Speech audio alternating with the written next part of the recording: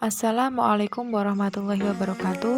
Perkenalkan, nama saya Diva Nafisatur Rosifa, Program Studi Teknologi Pangan Universitas PGRI Semarang. Di sini, saya akan mempresentasikan jurnal dengan judul Chemical, Technological, and In Vitro Antioxidant Properties of Mango, Guava, Pineapple, and Passion Fruit Dairy Fiber Concentrate. Pendahuluan.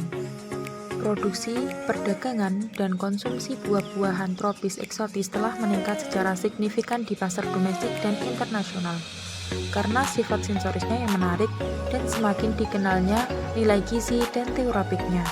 Dengan demikian, produksi buah-buahan tropis utama dunia mencapai 62 juta ton pada tahun 2010, meningkat 15 juta ton dari tahun 1998. Selain itu, ketersediaan minuman buah tropis semakin meningkat. Minuman kaya nutrisi menjadi populer karena keinginan konsumen untuk makan dan minum yang sehat sambil merasakan rasa, bau, dan eksotis. Selain itu, terdapat peningkatan fokus industri pada produksi minuman dengan disertai klaim kesehatan, sehingga dapat membedakan produk satu dengan produk lain. Peningkatan volume produksi secara bersamaan menghasilkan sejumlah besar produk samping yang kurang dimanfaatkan. Banyak produk sampingan pertanian yang kaya akan serat makanan. Serat makanan yang diperoleh dari produk pendamping mungkin juga mengandung sejumlah zat pewarna antioksidan atau zat lain dengan efek kesehatan yang positif, seperti yang dapat melindungi dari penyakit kardiovaskular, memberikan peningkatan pada kesehatan saluran cerna, memberikan perbaikan dalam toleransi glukosa dan respon insulin, mengurangi resiko pengembangan beberapa kanker, dan mempengaruhi pencernaan lipid, sehingga berkontribusi pada beberapa derajat manajemen berat badan. Seperti disebutkan, produk tambahan yang kaya akan serat dapat dimasukkan ke dalam produk makanan sebagai agen bulking murah dan non-kalori untuk penggantian sebagian tepung, lemak atau gula sebagai peningkat retensi air dan minyak, dan untuk meningkatkan emulsi atau stabilitas oksidatif. Saat ini berbagai macam makanan termasuk produk daging, produk roti, dan produk susu yang telah diperkaya dengan serat. Tujuan dari penelitian ini adalah untuk mengetahui sifat antioksidan kimia, teknologi, dan in vitro produk samping yang diperoleh dari industrialisasi beberapa buah tropis eksotis, seperti mangga, nanas, jambu biji, dan markisah, sehingga dapat ditentukan potensi penggunaannya sebagai sumber serat makanan untuk pengayaan makanan. Selanjutnya yaitu bahan dan metode. Bahan yang digunakan ini ada jus mangga, nanas, jambu biji, dan markisah. Sedangkan untuk metode yang digunakan ini, yang pertama memperoleh konsentrat serat, yang kedua analisis kimia, yang ketiga sifat teknologi, yang keempat kandungan total fenol, yang keenam preparasi sampel untuk menentukan aktivitas antioksidan, yang keenam penentuan aktivitas antioksidan, di mana untuk penentuan aktivitas antioksidan ini digunakan beberapa tes dan uji, yaitu tes ABTS, uji DPPH, dan uji FRAP. Kemudian metode yang terakhir yaitu uji statistik. Selanjutnya yaitu pembahasan. Yang pertama, analisis kimia dapat dilihat pada tabel 1, menunjukkan komposisi terdekat dari konsentrat serat buah eksotik yang memiliki kadar air yang relatif rendah tanpa perbedaan yang signifikan secara statistik antar sampel. Mengenai kandungan lemak, konsentrat buah eksotik memiliki kandungan lemak yang sangat rendah dengan nilai berkisar antara 0,8 gram per 100 gram pada buah markisah dan 5,9 gram per 100 gram pada buah mangga. Nilai-nilai tersebut konsisten dengan jumlah konsentrasi serat lain yang diperoleh dari produk sampingan buah seperti kulit bambangan, jeruk bali, dan apel.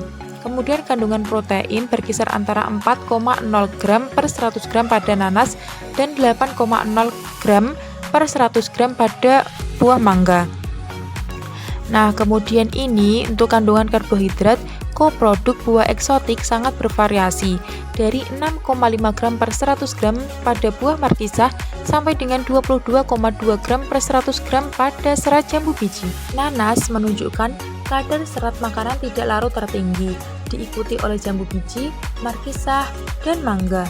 Sejumlah besar serat makanan tidak larut yang ada dalam produk sampingan buah eksotis ini merupakan indikator dari banyaknya selulosa dan hemiselulosa yang ada. Proporsi serat makanan tidak larut yang tinggi dalam produk sampingan buah eksotis dapat dianggap sebagai keuntungan karena serat makanan tidak larut dapat digunakan oleh industri makanan sebagai bahan untuk meningkatkan kandungan senyawa tidak larut yang tidak dapat dicerna.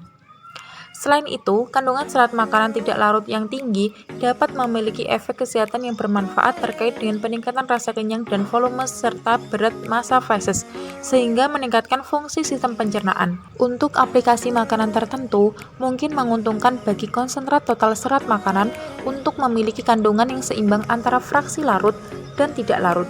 Dalam kasus buah eksotik yang dianalisis di sini, hanya mangga dan markisah yang menunjukkan kadar yang sama, dengan rasio serat makanan tidak larut dan serat makanan larut masing-masing 1,5 banding 1 dan 1,3 banding 1, serta yang direkomendasikan oleh Spiller yang menunjukkan bahwa rasio harus dalam kisaran 1,0 sampai dengan 2,3 untuk mendapatkan efek fisiologis yang terkait dengan fraksi larut dan tidak larut.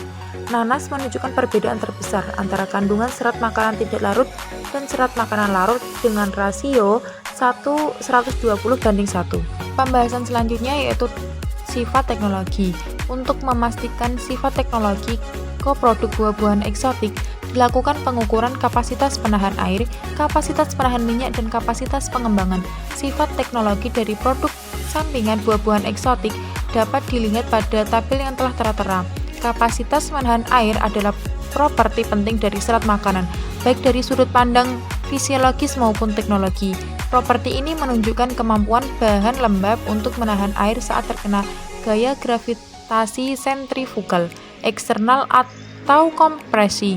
Ini terdiri dari jumlah air terikat, air hidrodinamik, dan terutama air yang terperangkap secara fisik. Konsentrasi serat makanan dan markisah menunjukkan kapasitas penahan air tertinggi dari semua produk sampingan buah eksotis yang dianalisis dengan nilai masing-masing 14,6 dan 13,5 gram serat air per gram. Konsentrat serat makanan mangga memiliki kapasitas penahan air terendah di antara produk sampingan. Umumnya, kapasitas menahan air dari setiap konsentrat serat berkolerasi dengan jumlah serat tak larut dan granulometri koproduk. Konsentrat serat makanan buah eksotik menunjukkan kapasitas penahan air yang lebih tinggi dibandingkan sereal, yang menunjukkan kurang dari 5,5 gram air per gram serat. Kemudian, kapasitas pembengkakan adalah sifat hidrasi penting lainnya yang terkait langsung dengan komponen selulosa yang ada dalam serat. Konsentrasi serat markisah menunjukkan kapasitas kembang tertinggi dari semua konsentrasi serat buah eksotis dengan nilai 7,2 ml air per gram sampel, diikuti oleh konsentrat serat nanas dan konsentrat serat mangga. Konsentrasi serat jambu biji menunjukkan nilai terendah.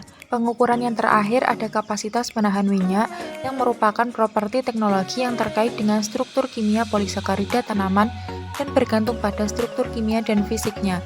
Nilai kapasitas penahan minyak terbukti berada dalam kisaran 0,7 sampai dengan 1,6 gram minyak per gram serat, tanpa perbedaan yang signifikan secara statistik di antara keduanya. Pembahasan berikutnya ada kandungan fenol total. Senyawa polifenol merupakan buah konstituen yang sangat penting karena aktivitas antioksidannya. Relasi ion logam aktif redoks, inaktivasi rantai radikal bebas lipid, dan pencegahan konversi hidroperoksida menjadi oksiradikal reaktif.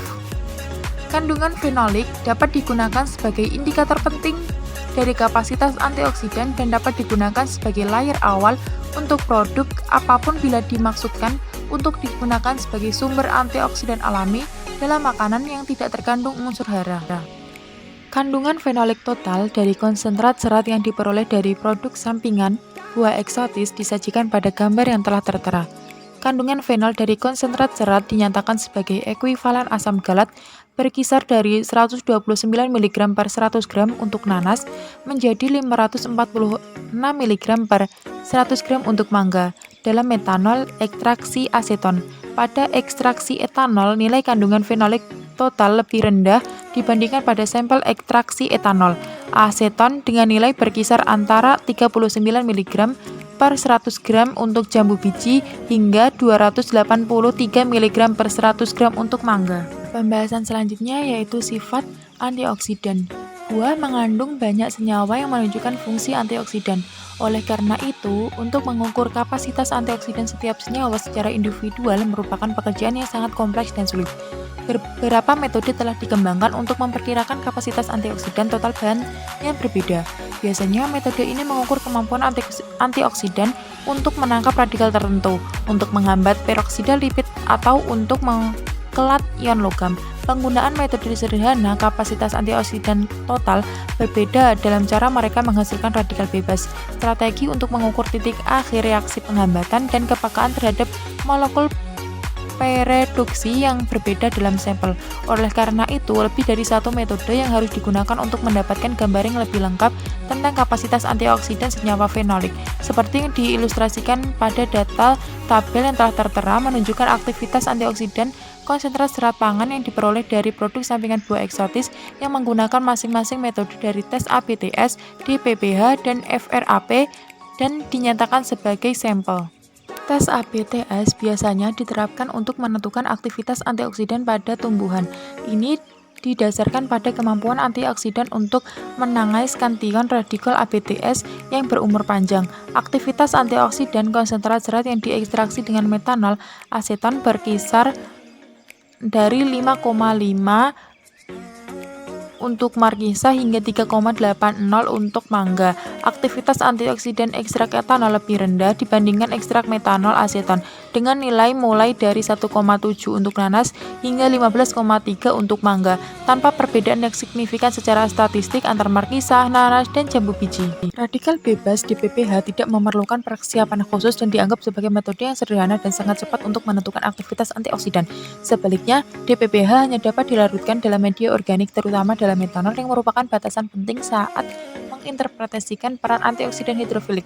Dalam uji DPPH, kapasitas antioksidan dari ekstrak buah eksotis yang diuji bervariasi dari 4,8 hingga 47,1 untuk mangga dan nanas. Khususnya dengan perbedaan yang signifikan secara statistik antar sampel, seperti yang terjadi dengan uji ABTS. Nilai aktivitas antioksidan lebih rendah dibandingkan yang ditemukan pada ekstrak metanol aseton dengan nilai berkisar 1,5 untuk markisa hingga 31,7 untuk mangga, tanpa perbedaan yang signifikan secara statistik antar sampel markisa dan nanas. Kemudian untuk uji FRAP, produk sampingan buah eksotis yang dianalisis menunjukkan berbagai kapasitas antioksidan dengan nilai ekstrak etanol berkisar antara 2,5 untuk markisa dan 13,7 untuk mangga. Kemudian, dalam ekstrak metanol aseton nilai aktivitas antioksidan berkisar 6,2 untuk nanas dan 19,1 untuk mangga dengan perbedaan yang signifikan secara statistik antar sampel. Seperti pada uji ABTS dan DPPH pada ekstrak etanol, nilai aktivitas antioksidannya lebih rendah dibandingkan bila ekstrak menggunakan metanol aseton.